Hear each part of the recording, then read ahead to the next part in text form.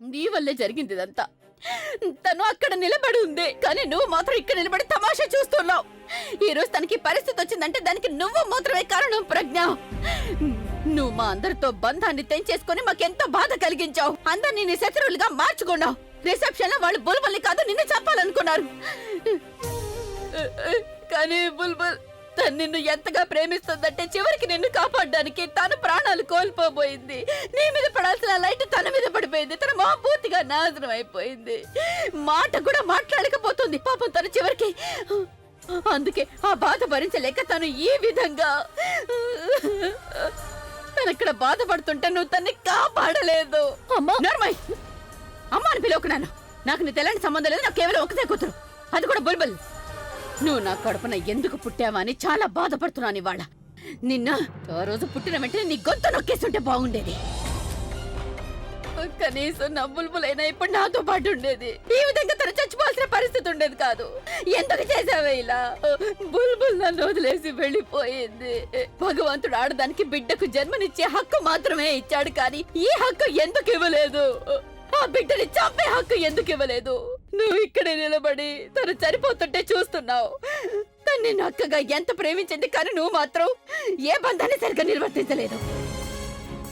భార్యగా లేదు, కూతురుగా లేదు, అక్కగా కూడా లేదు. నీకు కుళ్ళు కదా బుల్బుల్ అంటే, కుళ్ళు కదా నీకు తనంటే. నువ్వు ఏ సంబంధాన్ని కూడా సరిగ్గా నిర్వర్తించలేదు. నీకు ఇప్పుడు భర్త కూడా లేడు. డబ్బు కోసం అందరినీ దూరం చేసుకున్నావు.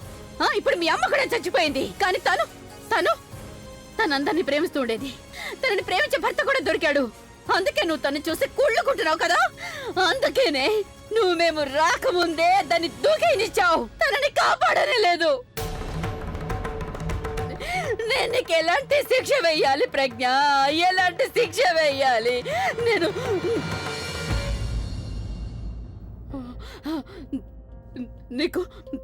నీకు స్కూల్లో పేరు రాయించాను కదా నేను, ప్రజ్ఞ అరోరా అని. ఒక మనిషికి తన పేరుతోనే గుర్తింపు వస్తుంది. తన కుటుంబం పేరు తన పేరుతో ముడిపడిపోయిందంటే మొత్తం ప్రపంచం తను అలాగే గుర్తిస్తుంది.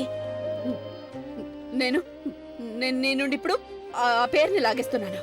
నీ పేరు నీ నుండి లాగేసుకుంటున్నాను. అలాగే నీకేదైతే గుర్తింపు ఉందో అది కూడా నీ నుండి లాగేసుకుంటున్నాను. మన పూర్వీకులు ఆ పేరుని ఎంతో జాగ్రత్తగా కాపాడుతూ వచ్చారు, ఎంతో గౌరవంగా చూసుకున్నారు. ఎప్పుడు కూడా ఆ పేరుకు అవమానం జరిగే విధంగా ఎవరు చేయలేదు. మీ నాన్నగారు వెళ్ళిపోయిన తర్వాత కూడా నేను కూడా ఆ పేరుని కాపాడుకుంటూ వచ్చాను. కానీ నువ్వు ఆ పేరుని నాశనం చేస్తున్నావు. అందుకే ఆ పేరు లేకుండా చేస్తాను. ఇక నుండి నువ్వు కేవలం ప్రజ్ఞ అంతే. ప్రజ్ఞ అరోరా కాదు. అరోరా అనే పేరు నీ పేరుతోకి ఎప్పటికీ ఉండకూడదు. ఇక మీదట నువ్వు కేవలం ప్రజ్ఞ అనే పేరుతోనే బతకాలి. ప్రజ్ఞ అనే పేరుతో మాత్రమే.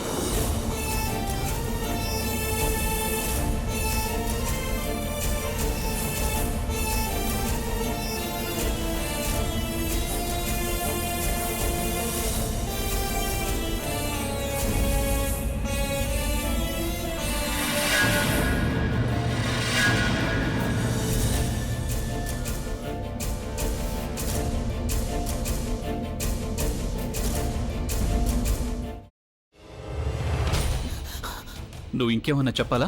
ఇంకేమన్నా అబద్ధం చెప్పాలనుకుంటే చెప్పేయి. నేను చూడాలనుకుంటున్నాను నన్ను మోసం చేయడానికి నువ్వు ఎంత నీచానికి దిగజారగలవు అని.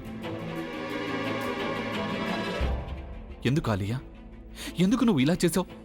నీకు తెలుసు కదా నానమ్మ తర్వాత నీ ఒక్కదానిని కదా నేను పూర్తిగా నమ్మేది. ఏమన్నావు నువ్వు?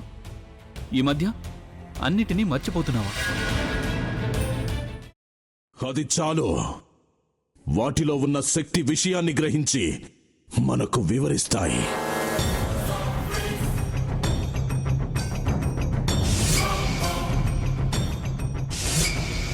ఎవరు ఆ దండ విప్పొద్దు, గది తలుపులు తెరవద్దు.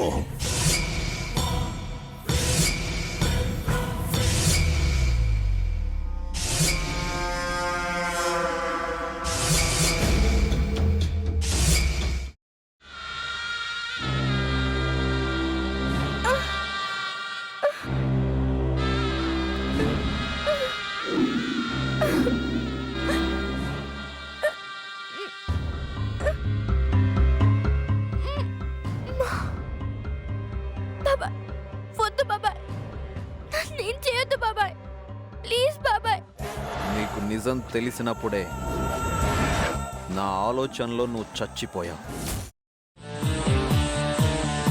అబ్బా ప్లీజ్ కొంచెం తినండి ప్లీజ్. భీమారావు గారు మీరా? ఇగో మీరా కాదు సక్కుబాయ్. అవును, మీ పనామే లేచిపోయిందని చెప్పి కంప్లైంట్ ఇచ్చినావు కదా. రేయ్, ఆయన కంప్లైంట్ ఇచ్చింది లేచిపోయిందని కాదు, కనిపించడం లేదు అని. అచ్చా, అట్లానా? సరే మేడం. ఇడియట్. ఆ వంట మనిషి పేరేంటన్నారు? రత్తాలు మేడం. ఏం పెద్ద మంచి, నీ వంట మంచిని కూడా మేడం అని పిలుస్తావా? రేయ్ హాఫ్ బ్రెయిన్,